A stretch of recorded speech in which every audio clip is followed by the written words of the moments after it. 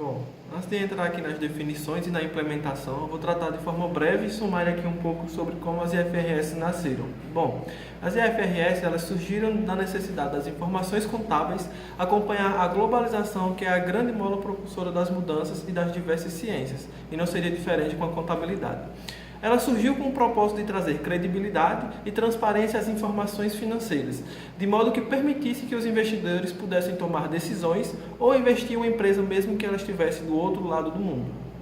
Apesar das normas internacionais chegarem apenas em 2007 no Brasil, as normas internacionais de contabilidade já existem há muito tempo, mais precisamente desde os anos 70, que foi uma década de grandes mudanças econômicas. Então, em 1973, 9 países se reuniram em Londres, na Inglaterra, para criar o primeiro órgão normativo chamado o IASC, que emitia as normas contábeis chamadas as IAS, com o objetivo de criar um padrão internacional de forma que facilitasse as movimentações do mercado de capital, pois nessa mesma época cada país tinha sua própria contabilidade, o que dificultava o mundo dos negócios.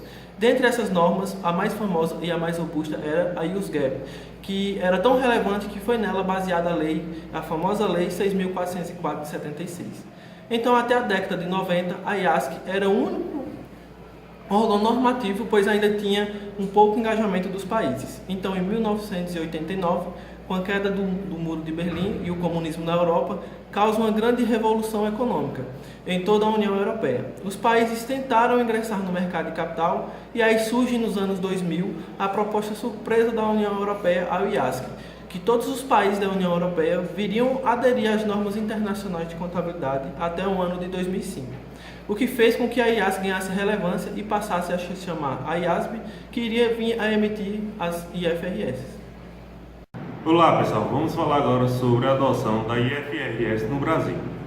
A contabilidade antes era feita por meio de legislações, como a Lei 6.404 de 76, e os contadores tinham que seguir, e isso tornava a contabilidade engessada, e a demonstração pouco refletia a real situação da empresa.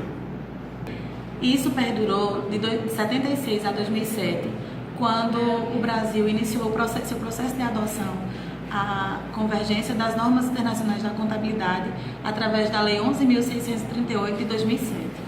Essa lei, em 2008, abriu as portas para a entrada do conjunto de normas trazido pela IASB.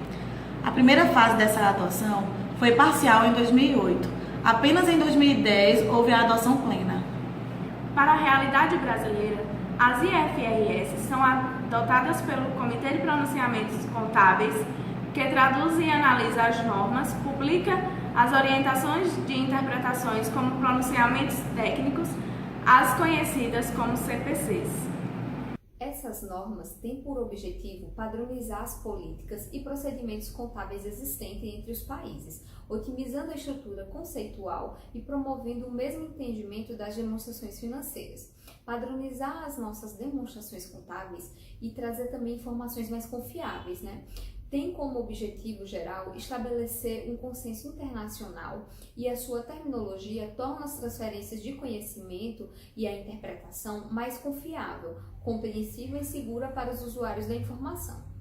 O principal objetivo das demonstrações é dar informações sobre a posição financeira e os resultados e as mudanças na posição financeira de uma entidade, que sejam úteis a um grande número de usuários, utilizadores, no caso são investidores, empregados, fornecedores, clientes, instituições financeiras e também o governo, em suas tomadas de decisão, Assim, os elementos das demonstrações financeiras, como balanço patrimonial, demonstração de resultado e demonstração dos fluxos de caixa, e também informações por segmento de negócio e as notas, podem alcançar características qualitativas das demonstrações financeiras, como compreensibilidade, relevância e confiabilidade.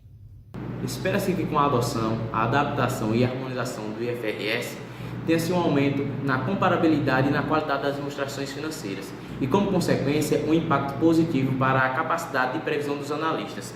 Isso acarretará também em um maior investimento nas empresas brasileiras. É importante salientar que os investidores de outros países não têm a necessidade de se adequar à contabilidade brasileira, pois a moeda funcional de conversão mundial é o dólar. Então os investidores, eles vêm, olham nossas empresas, transformam o real em dólar e o dólar na sua moeda local. E com isso eles podem fazer a comparabilidade das duas empresas, a empresa brasileira e a empresa do seu país, e assim ver qual é o melhor investimento.